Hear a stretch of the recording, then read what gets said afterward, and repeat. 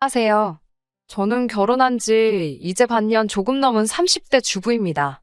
제 속옷 서랍장까지 손대는 시모 때문에 남편이랑 이혼하게 생겼습니다.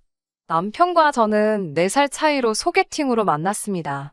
저는 백화점에서 일하고 있었고 남편은 중소기업에서 회사 생활을 하고 있었습니다.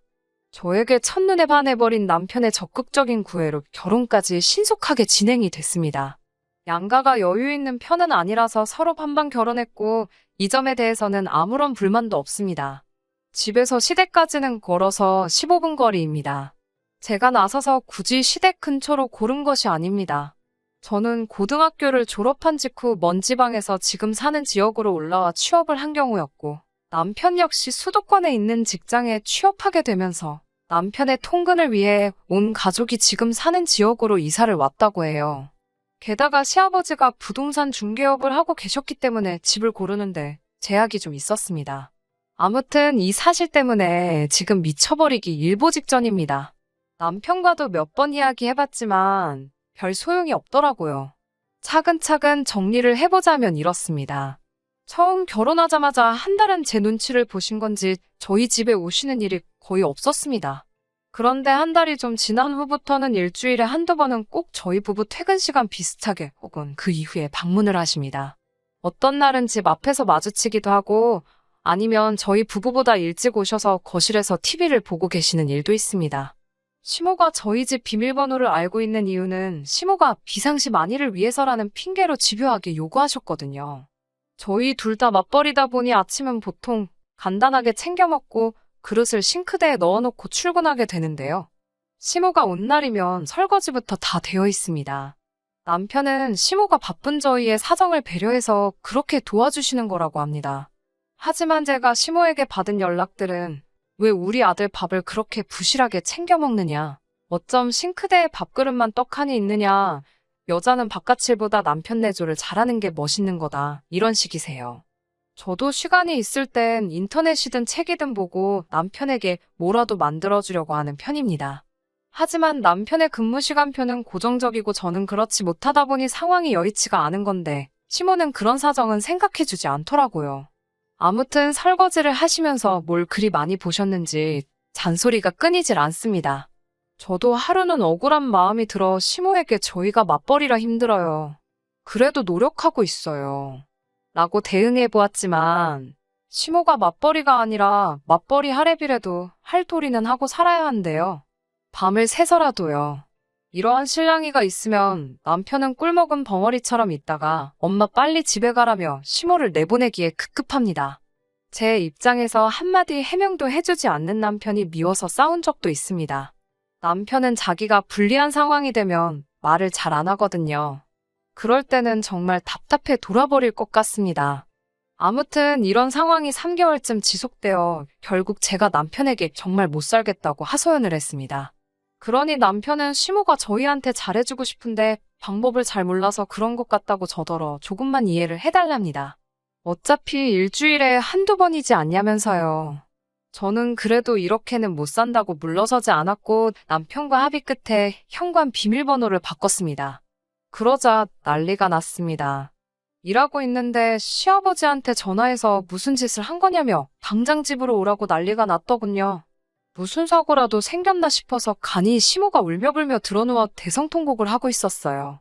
시아버지가 저를 매섭게 노려보며 젊은 사람이 생각해주는 사람 마음도 모르고 예의도 없다며 별 욕을 다 먹었습니다. 그런 시아버지에게 남편도 강하게 나가지 못하고 결국 다시 시모에게 비밀번호를 알려주더군요. 결국 그 이후로도 시모는 계속 멋대로 찾아와서 제 살림에 손을 댔습니다. 그나마 다행인 건 제가 백화점에서 매장 매니저로 승진하면서 제가 근무 시간표가 바뀌었다는 거였죠. 그러다 보니 시모와 마주칠 일이 거의 없어졌어요. 근데 이것도 마주칠 일이 없으니 이제 문자로 전화로 잔소리를 하시네요. 업무 중이라고 아무리 말씀드려도 본인이 연락하고 싶으시면 시도 때도 없이 하십니다. 내용은 늘 같아요. 남편을 잘 챙기라고요. 밥도 잘 먹이고. 한 번은 같이 맞벌이를 해도 생활하면서 내 아들이 번 돈을 쓰지 않느냐. 그만큼 밥도 잘 챙겨 먹이고 내줘도 성심성의껏 해라. 그게 여자가 아내로서 며느리로서 해야 할 첫 번째 임무다. 그리고 애는 언제 낳을 거냐. 아들을 낳아야 한다. 내조를 잘하면 그게 다 복으로 돌아와 아들을 낳을 수 있을 것이다.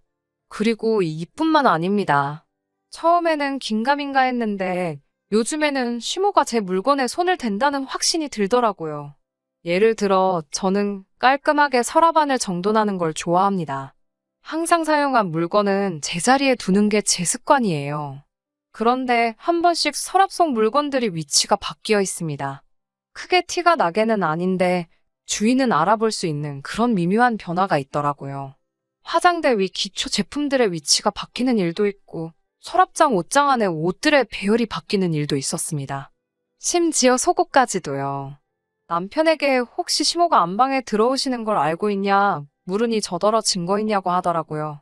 그래서 제가 이렇게 저렇게 바뀌어 있더라 설명을 하니 저더러 네 기억이 100% 맞다고 어떻게 장담하냐고 저더러 적당히 하라고 하더라고요. 사진이나 동영상이 있는 게 아니다 보니 오히려 저를 정신병자 취급하는 느낌이었어요. 그래서 저는 남편에게 지금까지 그동안 시모에게 받은 문자들과 통화 목록을 보여줬습니다. 남편의 안색이 점점 퍼렇게 질리더라고요. 그러더니 이 정도로 널 힘들게 하고 계신지는 몰랐다며 사과를 하더라고요. 그래서 저는 시모에게 더 이상 우리 집에 방문하지 마시라고 일러라. 당신이 제대로 중재하지 못하면 나는 결단을 내릴 수밖에 없다고 말했습니다. 그리고 당분간 안방 문은 잠그고 다니겠다고요. 아침 식사도 각자 회사에 가서 해결하자고 했어요.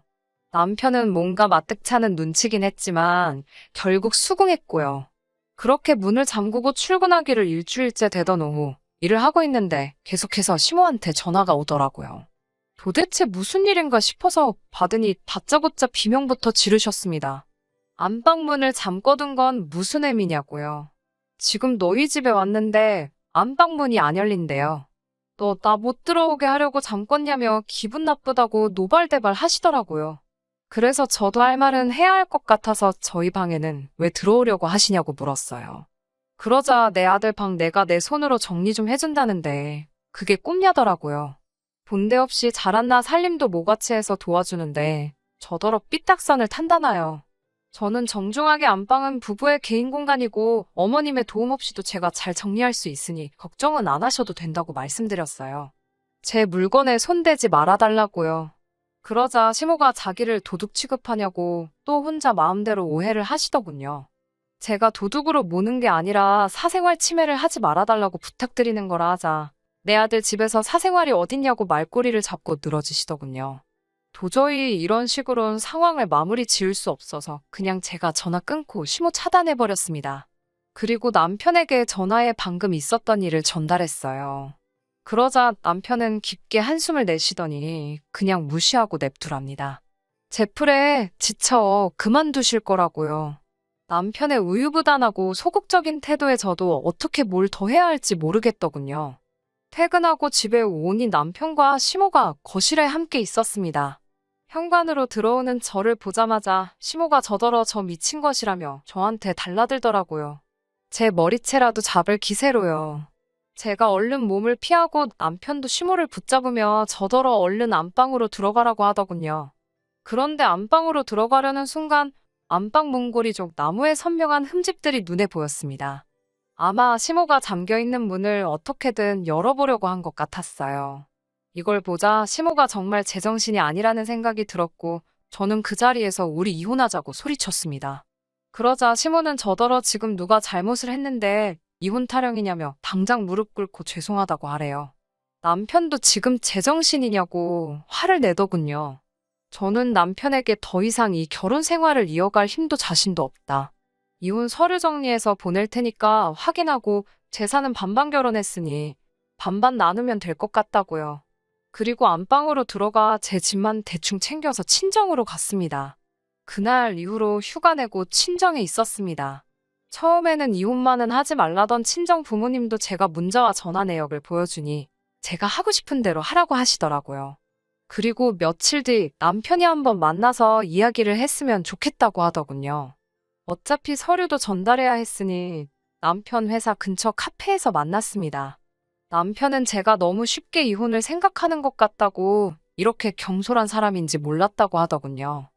하지만 저는 반년 동안 시모의 언어폭력과 사생활 침해 참을 만큼 참았다고, 그리고 당신 태도가 너무 미적지근하여 결국 일이 이렇게 커진 거라고 설명했어요. 남편도 더 이상 아무런 말도 못하더라고요. 그렇게 남편에게 서류 주고 남편하고 법원에서 만나기로 했습니다. 백화점 일이 힘들어서 이직을 하려고 생각은 하고 있었는데 이참에 이직을 하면 될 것 같다는 생각입니다. 생활에서 여러 가지 변화가 있을 테지만 나은 내일이 기다리고 있다 생각하니 그것만으로 마음이 편안해집니다.